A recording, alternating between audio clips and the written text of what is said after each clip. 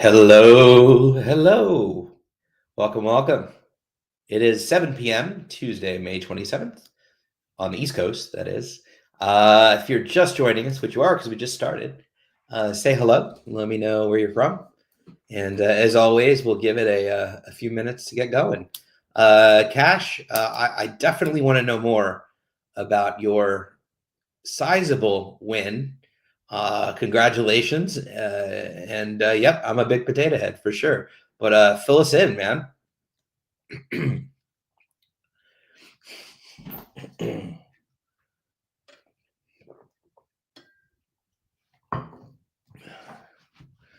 If you're just joining us, welcome, welcome.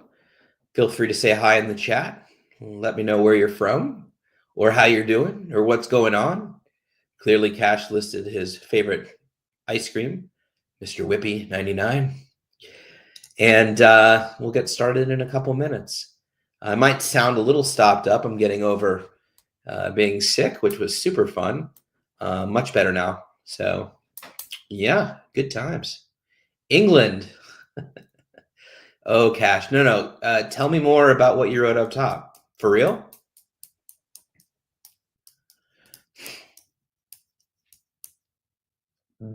Is it like how? Is it a lottery?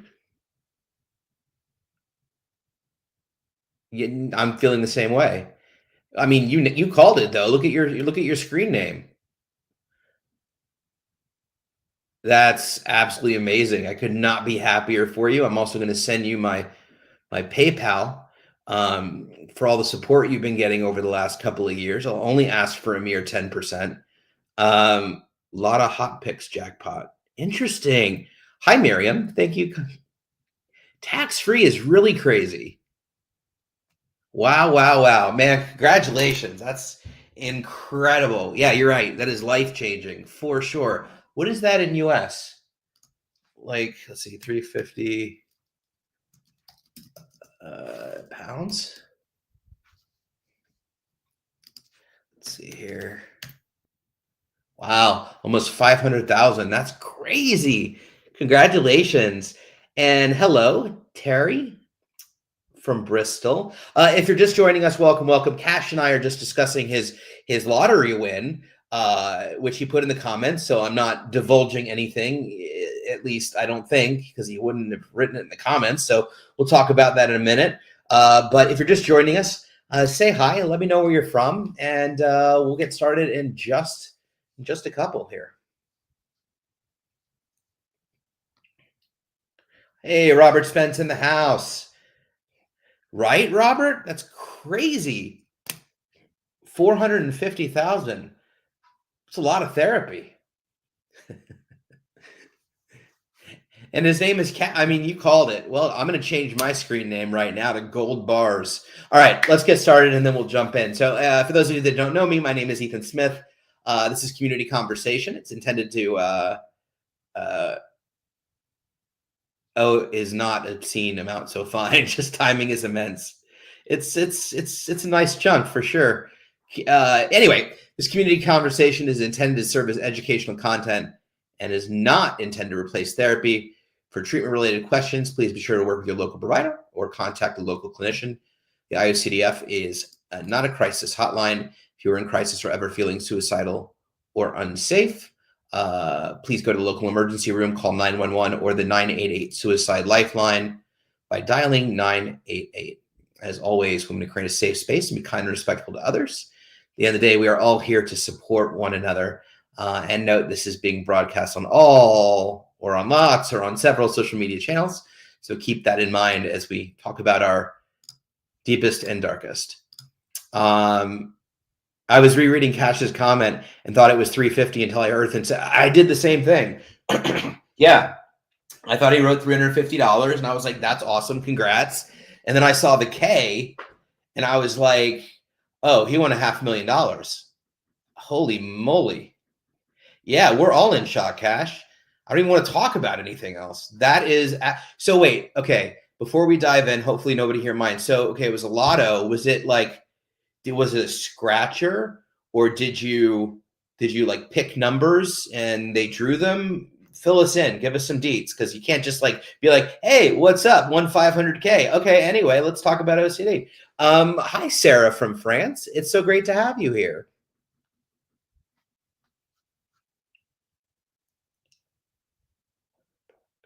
Yeah, absolutely. All across the board. And bringing your dear friends Ethan and Katie overseas to visit. I think everyone here, at least a lobster roll or something. And also, how's everyone doing? Of course. See, is Lotto Hot Picks LOL is UK Lotto game. So okay, so is it a scratch ticket, or is it like you bought numbers and they draw them and you have to match like in the US?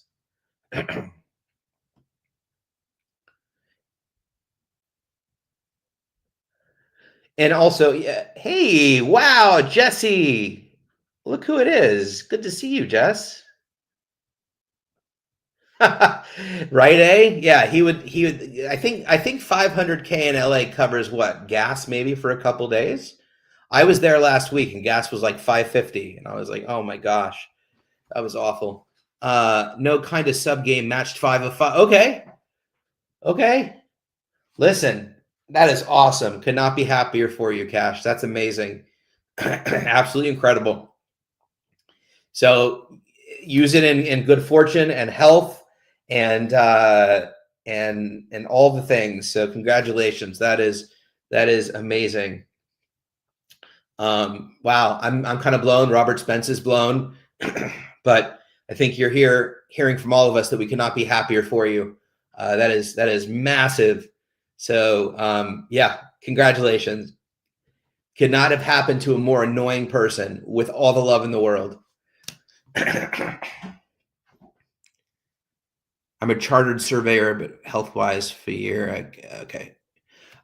Anyway, amazing, amazing. Oh, my mom's here. Hi, mom.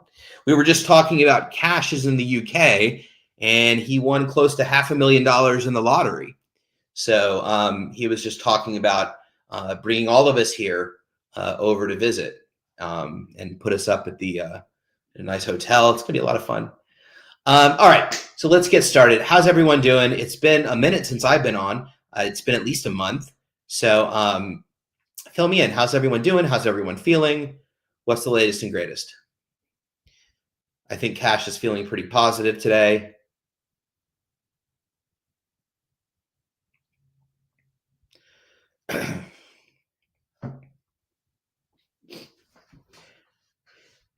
Hey, Cash, I'm going to toss something out, and the IOCDF did not force me to do this, but you should come to the conference. Like, oh, you just wrote it. Yeah. Awesome. Maybe be able to make, oh, next conference. No, we got this conference. When do you get it? I guess that depends. But either conference, 1000%, you should totally come. That would be amazing. What a great story. Hi, Alex. So, as always, let's get started. Grimsby is fairly close to New York. I love York. Oh, Grimsby, of course, to York. We're in New York. How's everyone feeling? I'll ask one more time, and then I can get into some stories or some stuff about me if you want to hear. I know it's been a minute. But does anybody have any questions? How are you doing? What's on your mind? Oh, in about yeah, the conference is not till July, Cash. It's early. When you should come. You should absolutely come. I have an additional diagnosis since we were last. Agoraphobia. Do you want to talk a little bit about that, Terry? How are you feeling about that?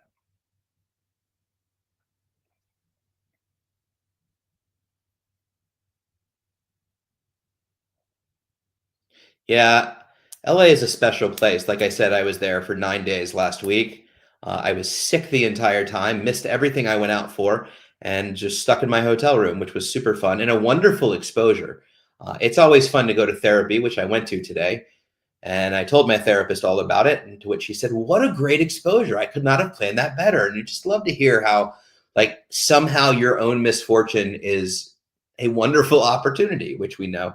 Hi, Jenna. Good to see you.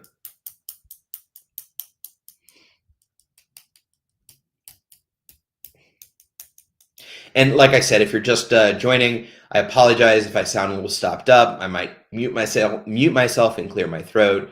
I've been sick for the last 8 days. Feeling much better though, and getting better. But yeah. So let's see. What's to say? Was meeting with OCD specialist, sharing things. The next thing I'm doing is the checklist, and here we are. Oh, Chelsea! There she is. Hi, Chelsea. Aw. So Terry, I have some thoughts on this. So I think, well, I have a lot of thoughts on this, but I'll give you my initial thoughts, and if anybody wants to weigh in. So I think it can be really intimidating and scary to be diagnosed with something new. However, for me, a diagnosis, and you can tell me if you don't want to hear it, or you've heard it all before, or it's the first time you're hearing it, and you're brilliant, Ethan. I'll take any of those comments, but I tend to mute Ethan in just chat. That is true, Cash, and now you can afford to, because I'm very expensive to mute. Cash, the IOCDF is a donor supported organization. This is the wrong place to let us know you won the lottery, actually, because they are a nonprofit. I'm just kidding. Okay, so Terry, I think that a diagnosis is, so as someone, let me speak for myself first, as someone that is diagnosed with a few mental disorders. I've been diagnosed with OCD. I have general anxiety disorder. I was diagnosed with bipolar. I have PTSD. And I'm sure I have some other, I have health anxiety or somatic symptom disorder, and a lot of other things thrown in there. First of all, you are not your diagnosis, and I know you know that. High dysphagia, number one. Number two, for me, a diagnosis is just a path forward, right? It is understanding what is the blueprint and game plan to get you where you want to be. And that's where a diagnosis ends for me. So yes, when I was diagnosed with bipolar, I was really crushed at first. To me, it was like, I have this other thing now, and I just felt like I got OCD under control, and it felt very stigmatizing. When in reality, I was stigmatizing myself. Ultimately, all it meant was we can now lay out a game plan for me to be able to move forward with, and really, live the life that I dream of living. And I really see this as the same way with you. A phobia in many instances is a fear of something, as in your case, agoraphobia, fear of going out, things like that. And as we know, phobias are very treatable as well. So I want you to give yourself a lot of self-compassion, a lot of love, a lot of grace. And the feelings are valid, absolutely. Simultaneously, though, it's so important to know that, that diagnosis is simply saying, here's something else that we're seeing, and we're going to implement X, Y, and Z to get you past it. And although it's painful today, I think that's a beautiful thing. And now that you know that, and that's on the radar, I think you can take steps forward, and your team can take steps forward to help you move past that. So hopefully that feels a little relatable. Oh, I'm not saying, and Cash, I never said it was easy. I never said it was easy, but it's important to know that it is treatable.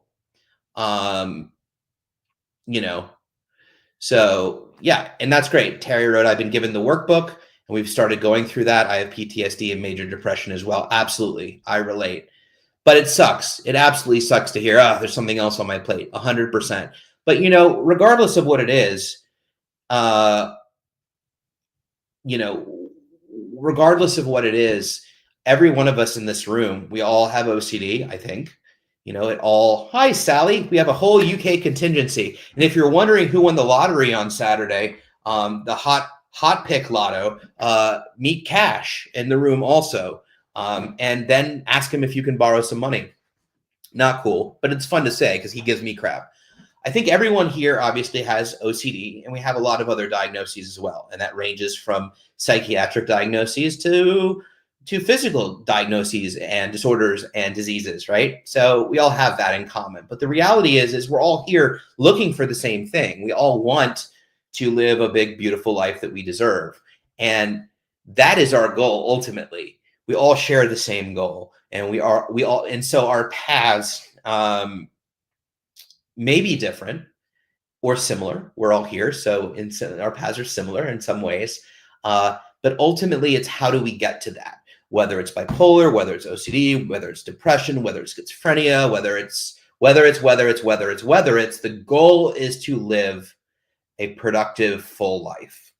And the best way you can do that is identify by diagnosing and then working out a treatment plan. Thank you, Terry. I'm glad I could make you laugh today. Yes, Cash, the conference should absolutely be on the list. It's July 10th through the 13th. I think you should be there. If you're going to announce that on this thread, that you at least have to show up to the conference. That is a rule. We have that somewhere. I think the IOCDF has that somewhere in the bylaws where it says, like, if you win the lottery and you say so in a live stream, you then have to go to the conference. We'd love to see you. At the end of the day, we just want to see you, and I would love to see a face to this big ass personality, right? No, not in the head. All right. Anyway, so yeah, Terry, I feel you, and at the same time, I think we can all use this as an opportunity, but it's no fun in the moment. And so lots of love, and you're going to be awesome too. A wrote, when you guys talk about trauma and PTSD, do you mean trauma from OCD or other? It's a great question. I'll put it up. I think I definitely have trauma from OCD and just want to deal with that. So yes, and I think lots of individuals, you're so welcome, Terry. I think lots of individuals here have trauma unrelated to OCD, and a lot of individuals have trauma related to OCD, and sometimes both. For me, my trauma is related to OCD, whether it's the trauma that OCD caused while I was unaware that I even had it, to getting better from OCD and sort of the misdiagnoses and the way I was treated, and some of those traumas as well, and some of those PTSDs, not PTSD, some of that PTSD. Other times, there's a lot of individuals in here who have suffered and experienced other traumas, ranging from a myriad of things that have absolutely nothing to do with their OCD. But it can be tricky, and it can be intermixed, and it's sometimes hard to tweeze out what's trauma and what's OCD. It's treated differently, right? So, but for me, I'm actually in trauma therapy right now. I haven't talked about that often, but I am, and I'm working through my own PTSD through cognitive processing theory. Thank you, CPT, and prolonged exposure, which is basically sitting in the crap. So, and working through it and sitting in the feelings with no response prevention. Whoops. Ethan, so do you get just for trauma? Oh, okay. So you can. So for me personally, I find doing trauma therapy with a trauma therapy specialist, separate from OCD and other things, is beneficial.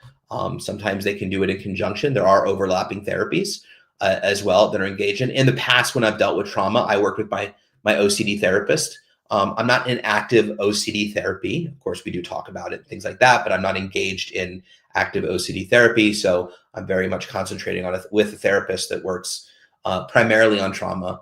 And it's been really challenging, but and it's been really challenging and remains challenging. I'm still fairly new to it, but I really think it's going to help me level up. And of course, there's lots of pain right now, but similar to OCD treatment, I think it's an investment, short-term pain, long-term gain. So yeah,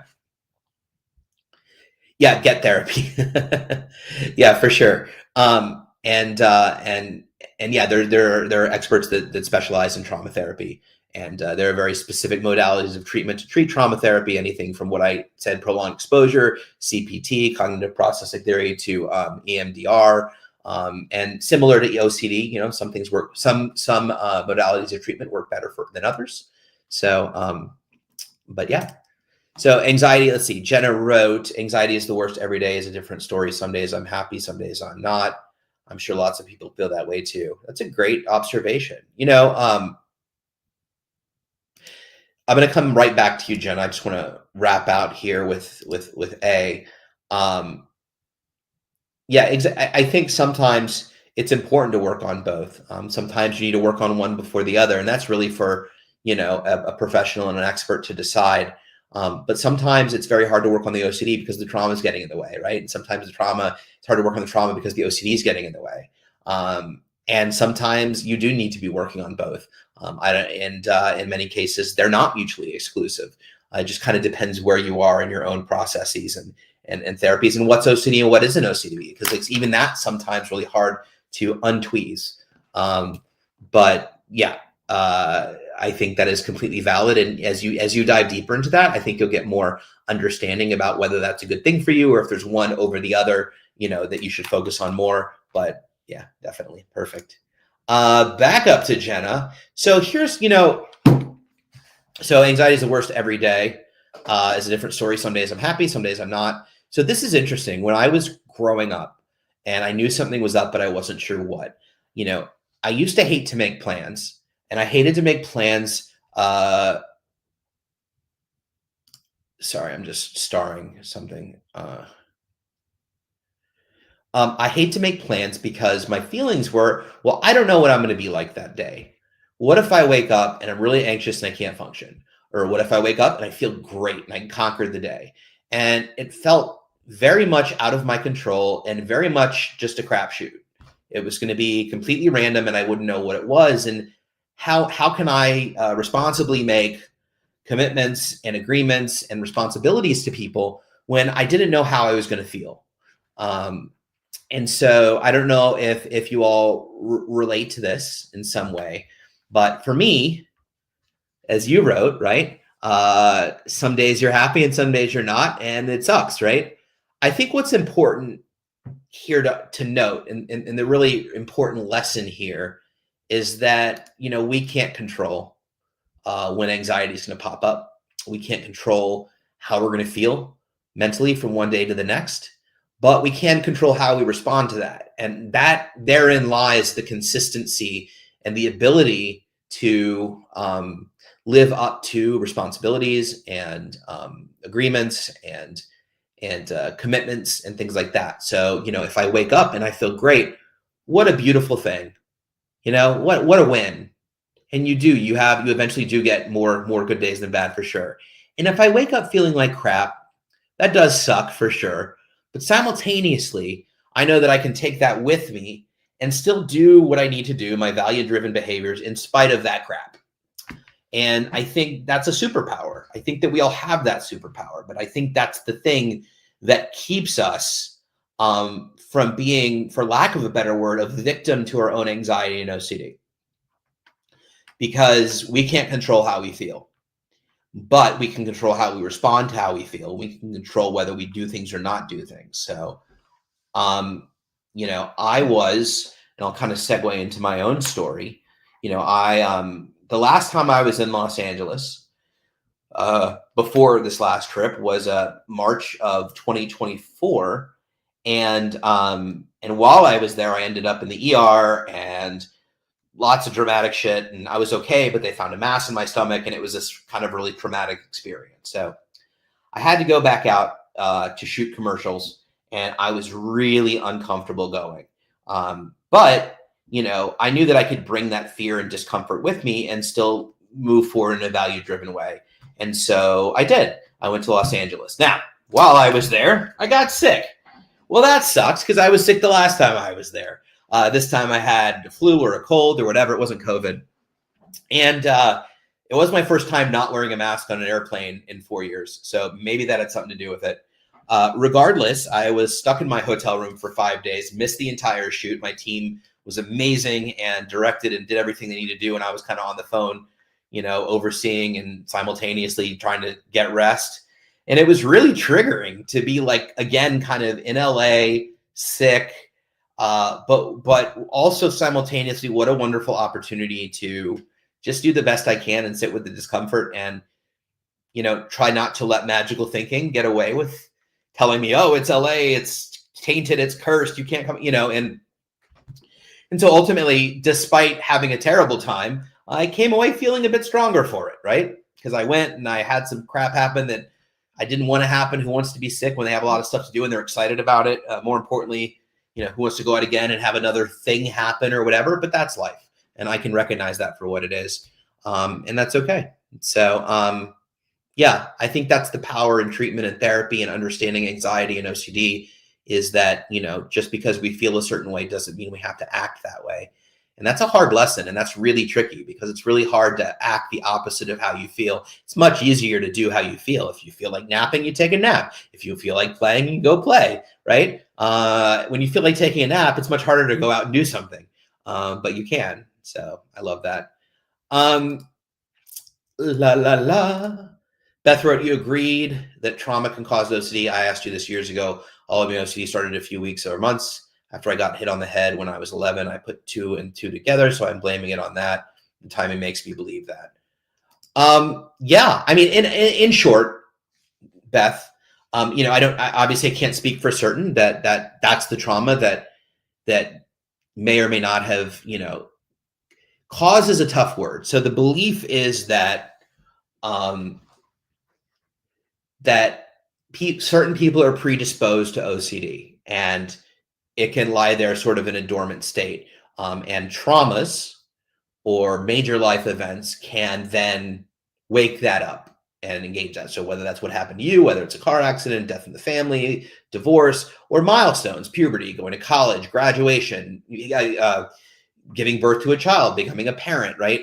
Any of those things sort of turn on OCD. I'm sure there's some science specifically saying or talking about, and I'm not super familiar with it, so I don't want to say anything that I don't know for certain. I'm sure there's some science out there that may argue that, like, specifically trauma can cause OCD, though, there'd be no way to know that somebody is predisposed to it or not until, they have it. But that is the general consensus, is that there's this predisposition to it. It just may not be activated, and something can occur to cause it to activate. So, Beth, that could definitely be your situation for sure. There we go.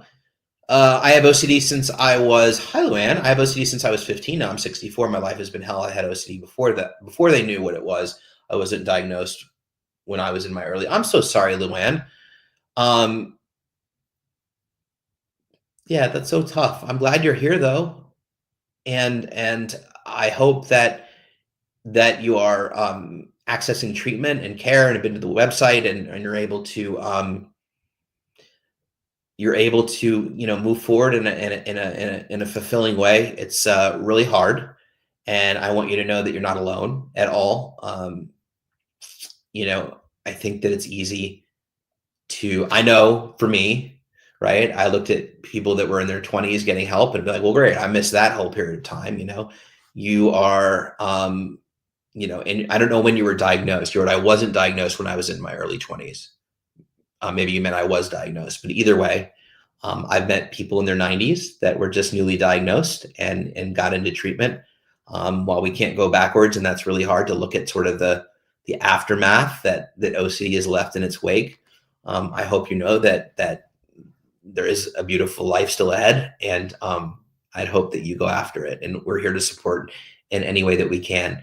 But while I can't speak for you, I do know that it's hard to look back and see sort of the aftermath of kind of what OCD caused. It's really, really, really challenging. But I'm glad you're here. And while I don't know your exact circumstances or situations, I'm always going to tell you that there's help and there's hope, and it's worth it to go after it and get back some of what you yearn for, or what you potentially can do, you should be able to do and can do, and all of those things. So I'd love to hear more if you feel like talking about it.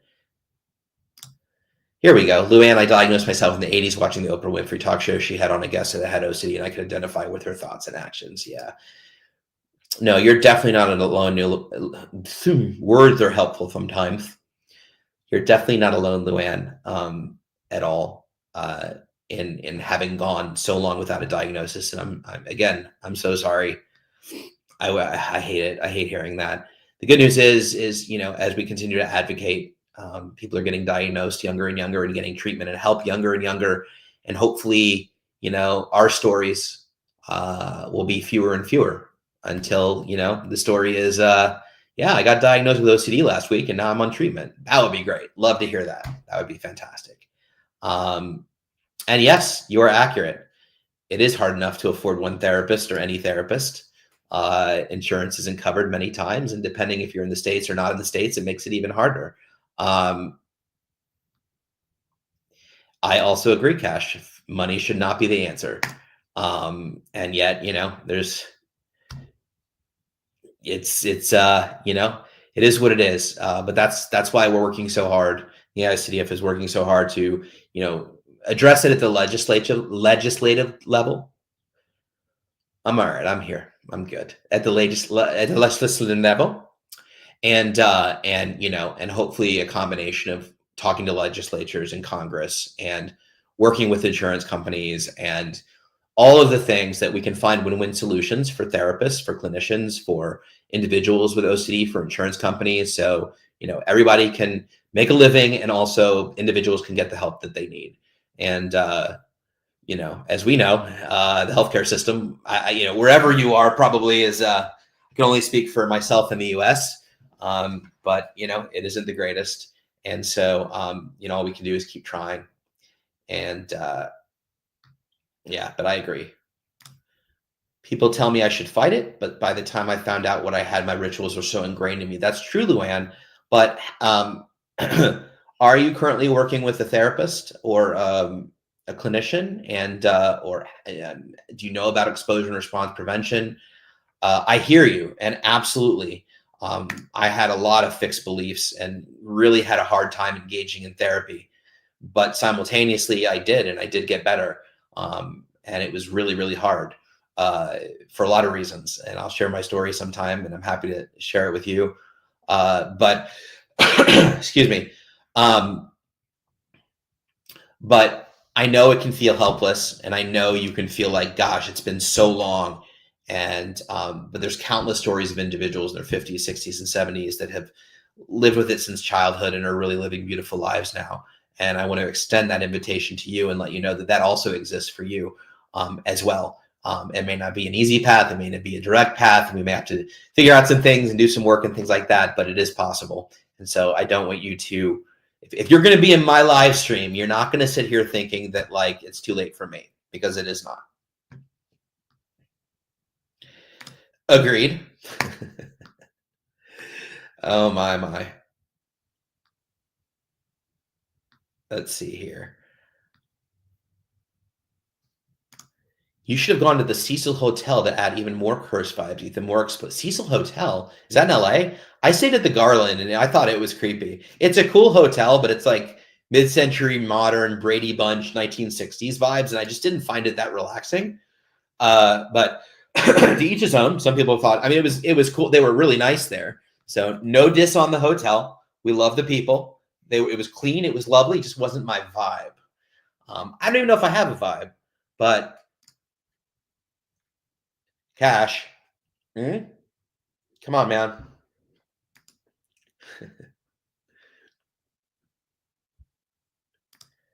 I diagnosed myself reading the mental illness entry in the encyclopedia. Wow, Phyllis. Yeah, I mean, we kind of all diagnose ourselves in different ways, right? I was on the study drug in Madison, anafranil versus placebo. I wasn't diagnosed on anafranil, and it really helped. Anafranil is a pretty strong and amazing OCD drug. Actually, it's a tricyclid, which is the class before SSRIs, and can be really effective for OCD. The problem is it has a really high side effect. It has a lot of side effects, and typically you need a higher dose of the medication for it to be effective, similar to SSRIs as well, but SSRIs have way less side effects. I think, may or may not be as effective, but I was on anafranil when I was in a psychiatric hospital. They put me on it to stabilize me.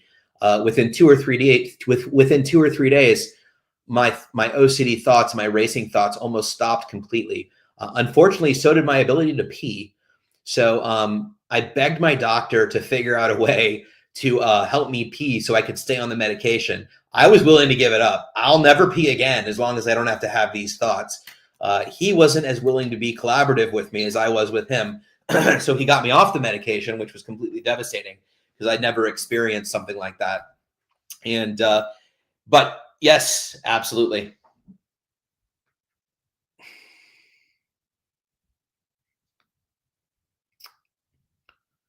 Oh, really? I'm caught up? No. What's going on? I diagnosed myself at 8 years old watching 2020 episode focusing on OCD. I'm 44. Yep, there's been sporadic, media. I mean, Liz McInville, was one of the first on Barbara Walters talking about OCD, and I'm sure people watched that and went, Mark Summers, who is a friend of the IOCDF, you may know him for the host of Double Dare and a million other things. He spoke about it on, I think it was Phil Donahue, and he was really one of the early on-camera talent to talk about it, and people really stigmatized him. He talks a lot about how he lost a lot of opportunities and things like that because he talked about his OCD. He wasn't expecting the level of backlash that he had at that time. I think it was the mid 90s. He talked about that when he received our Illumination Award. But since he's obviously doing very, very well, and he's been fantastic to us in the IOCDF in terms of advocacy. So I consider him a good friend. And so Luann, I have a question for you, which is, are you also in treatment as well? And I'm on fluvoxamine as well. So woohoo! Yes, Mark Summers with the Nickelodeon slime. That is correct. Double Dare was a rad show. I loved it, and I couldn't believe. I heard as a kid he had OCD, and his OCD was contamination. So I was just like, he talks about how, like, can you imagine being worried about mess, and he's the host of Double Dare, where they're throwing pies and slime and all the craziness. I thought that was crazy. Anyway, Andrea wrote, before you received effective treatment, were you very moody, angry, consistently looking to blame those around you for their suffering? Just wondering if that is typical behavior, and I'm wondering if it's become a way of procrastinating in terms of going for help, even if you were aware that you needed help. Great question. I'm going to read this one more time, and I'm going to start Luann's comment. So for me personally, the answer is yes. And I think a lot of people are to a certain extent, mostly because we feel really misunderstood, are unable to explain why we feel or think these things, and are oftentimes stigmatized by individuals to feel even more isolated. So I think that's normal. For me, I think my moodiness and angriness, and I don't know that I was looking for people to blame, but for me, it came with just the lack of correct diagnosis and help. I went to 10 or 12 therapists before I even found the right treatment provider. So I started in therapy at 14. I didn't find the right type of therapy till I was 31. So yeah, I was angry and moody. Every time I saw a therapist, I was angry and moody. Every time, my parents wouldn't reassure or enable me or didn't understand. I think that's completely understandable. And as you know, when you don't necessarily I had a diagnosis of OCD, and yet I wasn't getting treated for OCD. So I then questioned my diagnosis. Well, that doesn't make sense because what they're doing isn't working. So maybe I don't have that. So when you have a real lack of education around why you're experiencing what you're experiencing, what's happening, absolutely, all of the above. Obviously, I've talked to hundreds and hundreds and thousands of individuals with OCD that have experienced all types of emotions and moods for various reasons. So I don't want to speak for everyone, but just in terms of myself, yes, all of the above, except for the blame. I don't think I blamed anyone. Therapists to a certain extent, like, why can't you fix me? What's broken? Why aren't but ultimately I'd end up just blaming myself because I'm too sick. I'm not trying hard enough. Me. And so, as far as procrastinating, the answer is yes. Sometimes. It wasn't in my case, but sure. I think that unwillingness to accept a diagnosis, unwillingness to self-identify or identify with someone that's telling you may or may not have OCD is very common, because who wants to admit that they have a psychological disorder, especially, again, if you're not as educated, you haven't seen the IOCDF, you don't know anything about it, and you're being told that you have, there's an element of denial. There's what you've lived with in your own history and not believing you can get better, or I don't want to believe that it is something because how would nobody find it for this long? And if it's true, then am I crazy? Right? So to some extent, yeah, there's a lot of, if I accept it, then I have to deal with it, and it must be real. And if it's real, well, then what does that make me? And it just kind of goes down this long line of things. So, procrastinating no differently than like, well, I don't want to go to the doctor to deal with X, because then if I have to deal with it, then it's real, and I don't want to deal with it. Even though with OCD's case, it's already making your life really, really difficult, and obviously other medical disorders the same.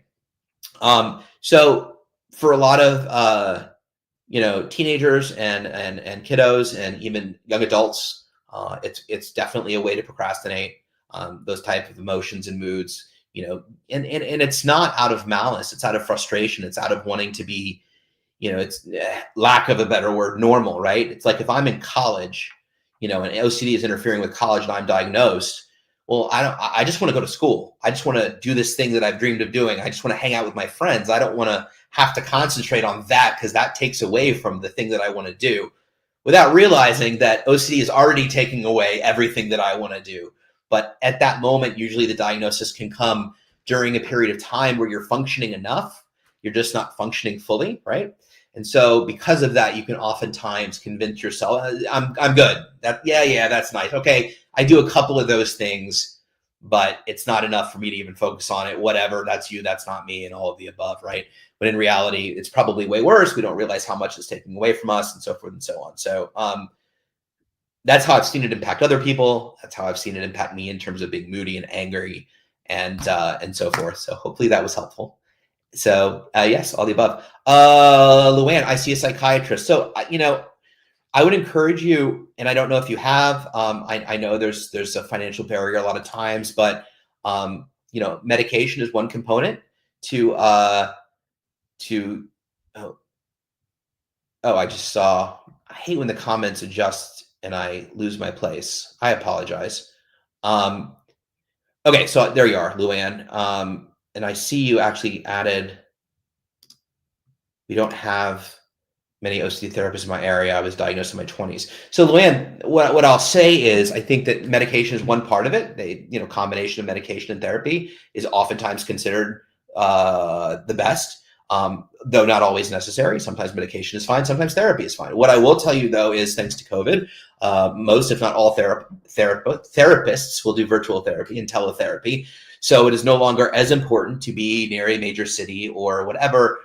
If there is someone in your state that is licensed, doesn't matter where you are. And also there are multiple therapists that are licensed in multiple states. And so treatment is a lot more accessible. I know there's still a financial barrier to it. So from that standpoint, no, but in terms of, accessing therapy and at least exploring the options, I would absolutely do that, Luann. And for anybody else that's watching, if you're not near someone, you can definitely do it virtual or teletherapy. It's just as effective. Well, they're doing studies, but I do it. It's very effective. Let's just say that. And it's really up to preference. But if you don't have a preference, if you don't have much of a choice because the closest clinician is 4 hours away, then it's a good option. And I'll tell you, for me, behavioral therapy really was, the difference maker for me in terms of getting my life back and regaining my life. Especially with my level of fixed beliefs, Luann, I was completely bedridden, unable to function, living with the same beliefs for 30-something years, constantly reassured and enabled by my parents, which enforced the belief system and things like that. And by no means easy, as therapy isn't easy. But over time, they kind of cracked the nut, if you will.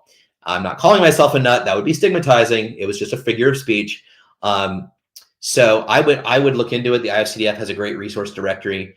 You can just search by zip code or state or city and get a list of treatment providers in your area. And maybe start there and take a look, because I think that is another component of it if you're not getting the relief that you're looking for, or not quite where you want to be. So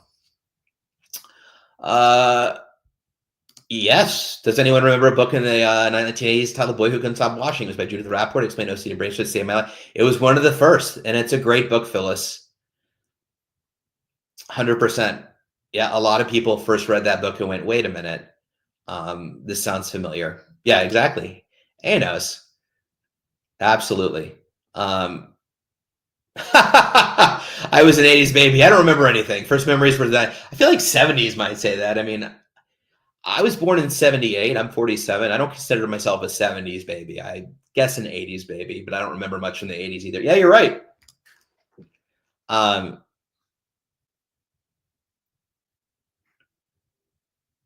So yeah, people are diagnosed at different ages, and that's very, very common. Oh, you're welcome, Andrea. Yeah, you're very welcome. My pleasure. Yeah, isostasia wrote, my family sometimes still make me feel that it is my fault. I'm so sorry. That sucks. We do a lot of, we've done a lot of, the IOCDF has done a lot of programming around family and OCD, and it can be really challenging, especially if your family doesn't quite understand, doesn't want to understand, doesn't get it for whatever reason, and that can be really hard. And I'm sorry that you feel that way. Sometimes that really sucks, but we know the truth. And one day maybe they will get it too. And if not, then, we just have to keep moving forward and surround ourselves by people that know that it is not your fault.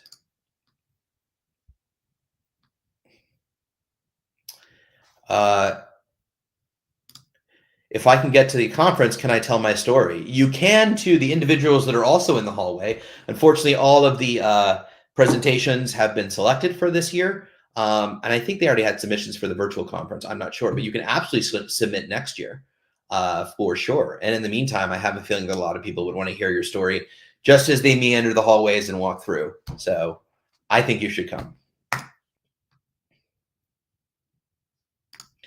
Alex wrote, oh, yes, ISO. In Latinx culture, I think it's tough, though. I like that idea, but sometimes it's hard, and it's okay to feel feelings and know it's also biologically harder for people with OCD to just get through OCD thoughts. I think I missed something because I would totally have a comment on this, but I don't have context. All right, I'll keep going. But I didn't see isostasia comment about.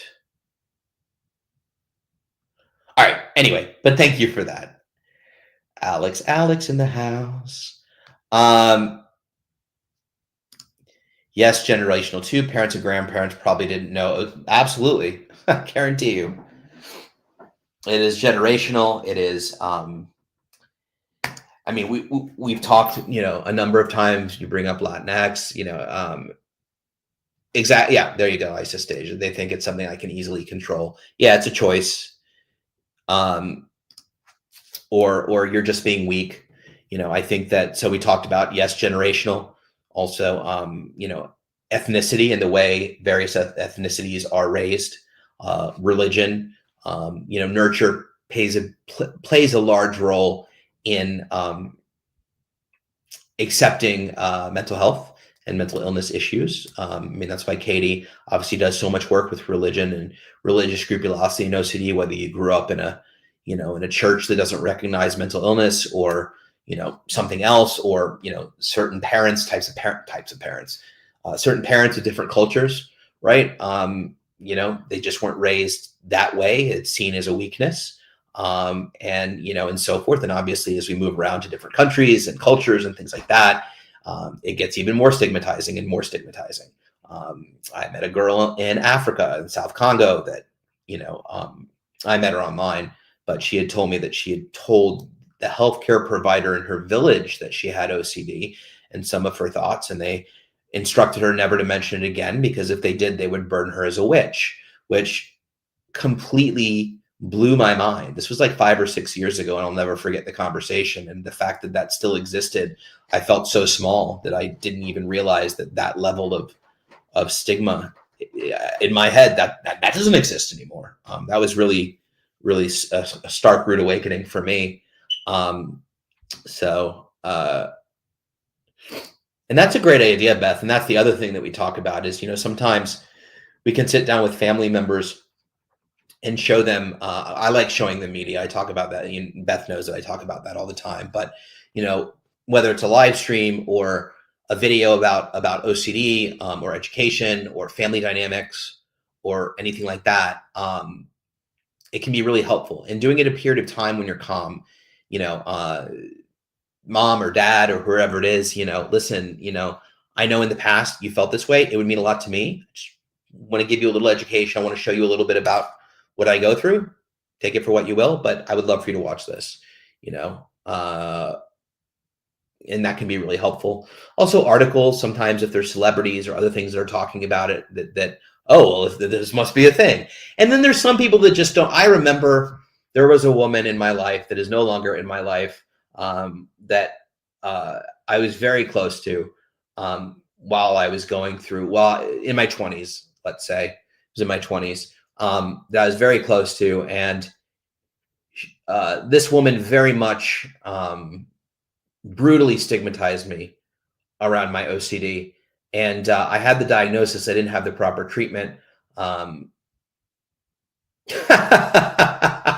Sorry, it's a serious story. And Cash just wrote, if I donate 10, listen, first thing you need to do is get a financial advisor, Cash. Okay.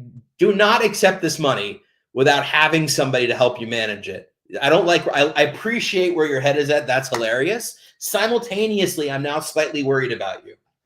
So, his profile picture is going to change to like him in a Lamborghini, like, Anyway. Katie. Wait, I'm not talking about you. Katie, were you even here to hear Cash won $500,000 in the lottery?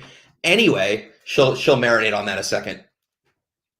So, she highly stigmatized me and say things like, I'll never forget. She like, I would say, I'm trying, I can't help it. Right. And she'd always say, see this pin? I'm going to put this pin on the desk. Try to pick it up. Go ahead, try. See, you can't try to pick it up. You just pick it up because you're just doing. Stop trying and start doing. It's just like, okay, lady. It was. So anyway, when I finally found the proper treatment, and I was also simultaneously at my sickest, I invited her to come to therapy with me because I wanted her to hear from a doctor or multiple doctors that what I was experiencing was a real disorder. And she held a fair amount of power over me. So it was also important for me that she know that this is a real thing. I'm not just doing this. I'm not just choosing this. I'm not just crazy. Like, I hope you know. So she went with me to therapy, and she sat there for an hour, and we talked, and they told her everything. And, we walked back out to the parking lot, and I said, what do you think? And she goes, I don't buy it. I just don't buy it. Sorry, but yeah, I don't, that's just not a real thing. And left. And, there's just some people that's just going to be the reality of their reality. And, it is what it is. And so I got better and cut them out of my life, and it's good. Wish them well. No hard feelings, but moving on. So, can relate, but our hope, obviously, yeah, Sally wrote, I was ridiculed. I'm so sorry. Ridiculed so much for my OCD habits. My manager also didn't take it seriously. Aw, thank you, Cash.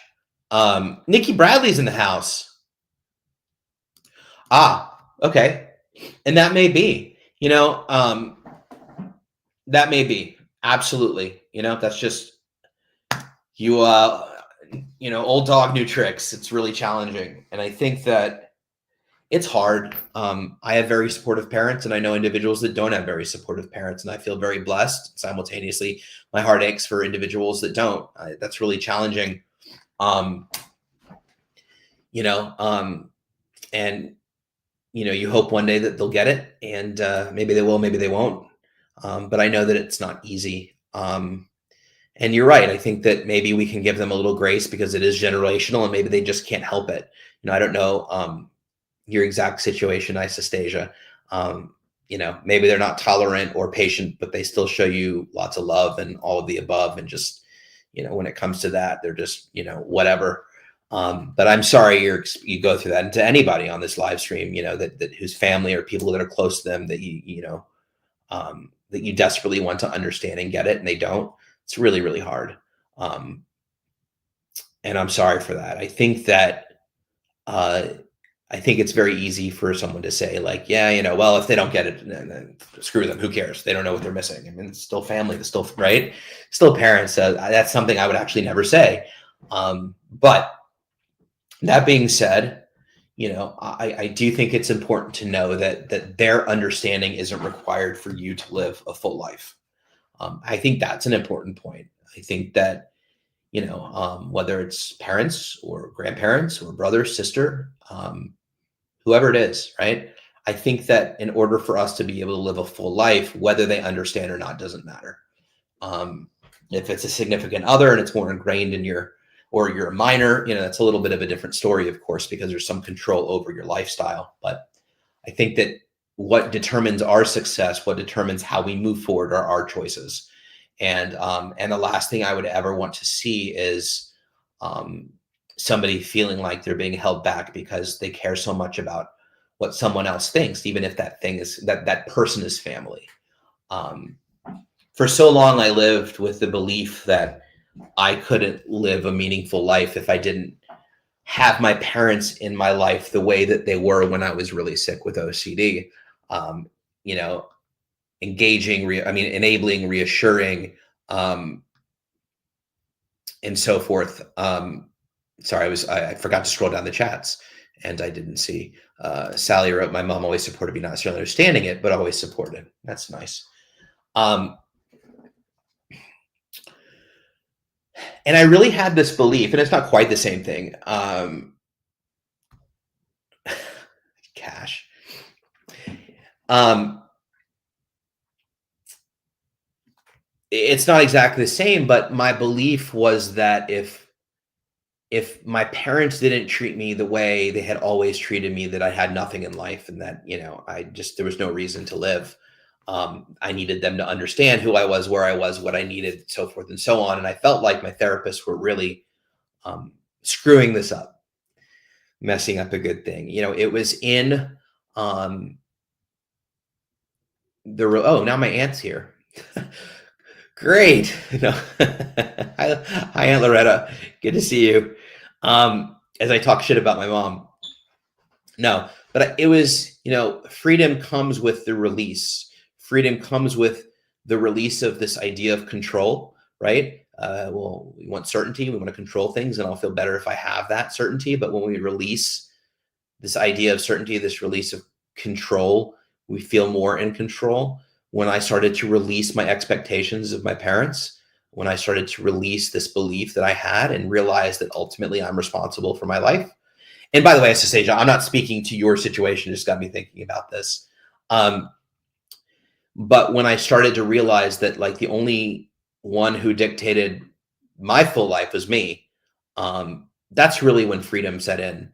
And at that point, it didn't matter, what anybody thought or didn't think, even what my therapist thought or didn't think. I knew that, it was up to me to make the choices, to do the things that I needed to do. Whether somebody believed I could or not, I was going to prove them wrong. And, and that's all there was. And that's all there was to it. And there's a lot of freedom in that thinking. And I think it's okay at a certain point with family to love them and care about them. And simultaneously, if they're just not getting it, just not understanding, or just not willing, it's like, I don't have to agree with that. I guess I can respect that. And I'm going to go do me.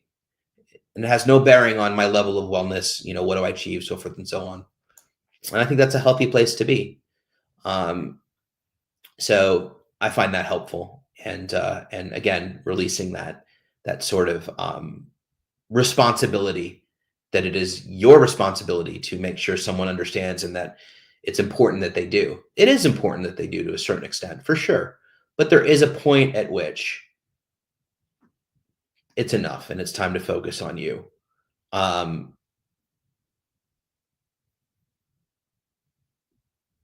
There's jokes happening and I'm missing out on this. So hopefully that made sense. And again, Anastasia, I wasn't speaking directly to your situation. It just brought up some thoughts for me about family and so forth, not understanding and ways to cope with it. I've talked to a lot of folks that it's really important for them to make sure that their family understands exactly what they're going through. And that is true to a certain extent, but at a certain extent that becomes really debilitating and does not help move forward. So we do have a couple minutes. Hi, Tammy. My 22-year-old son has health OCD and always wants to go to the ER. I brought him this weekend, knowing he was fine and knowing he was fine, but it was real to him. It cost $400. It was embarrassing, but I was at a loss as a mom. As a mom at a loss. Yeah, as someone with health anxiety and who went to the ER many times thinking something was wrong, I completely relate, Tammy. And that's really, really hard. On many levels, health anxiety can be really challenging for many, many reasons. I don't know. I don't know if your son is in therapy or in treatment, but I would encourage you to visit the IOCDF website and look into exposure and response prevention, ERP, at least as a place to at least as a place to start. Health anxiety can be really challenging and is also really, really treatable. And you're not alone. Your son's not alone. My mom is here somewhere. I saw her comment. She can tell you about our trips to the ER when I was a kid. So, totally, totally get it personally, understand it. And it is really hard. And I'm sure she would say the same thing, which is as a mom, she was at a loss too, for sure. It's expensive and it's exhausting. So, I'm so sorry you had to go through that this weekend. Yep, here's mom. Okay. Hi, Tammy. I took Ethan to the doctor so much trying to make him feel better, but treatment is the answer. Been there, done that. Yep. Thank you. Yeah. So definitely look into that. But thank you so much for sharing, Tammy. Isostasia, yes, exactly. I did not expect anything. I take what I could get and keep going, and I know they love me. That's beautiful. I love that. Thank you, Isostasia. All right. With that, I want to thank everyone for being here tonight. Y'all were awesome. It's been a minute since I've been on. I think I'm back in 2 weeks. Tomorrow, I think it's Ask the Expert. I can't talk tonight, so I'm just going to stop and I'm going to do hand puppets instead.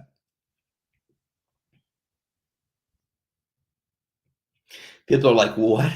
This guy needs more therapy, a lot of it. No, tomorrow's Ask the Expert with Chris Tronsden. You're welcome, Sally. Ask the Experts with Chris Tronsden, 12 p.m. Eastern time. You'll definitely want to tune in. What else exciting is going on? Obviously, we talked about the IOCDF conference in July. You can definitely visit the IOCDF website, learn more about the conference. This year is its 30th anniversary. Another reason to go, Cash, in Chicago. So you'll definitely want to check it out if you're able to go. I think there's still volunteer positions available, which pay for your registration. And there may be scholarships still available. I'm not 100% sure on that. Hi, Lindsay. You're welcome. And this is recorded, so you can revisit me anytime. And as always, subscribe, like, follow on YouTube, Facebook, Twitter, Instagram, Twitch, LinkedIn, all the things. And thank you for a great conversation. Y'all are awesome. I've missed you a ton. It's been a minute. I'll see you in 2 weeks, I think. Maybe next week. Keep an eye on Instagram. Keep an eye on the socials.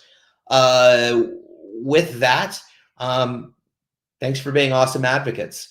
And again, Cash, congratulations. That is awesome. Can't wait to hear more. And as always, comments, questions, you can always visit. Oh, whoops. I wanted to show this earlier. I apologize.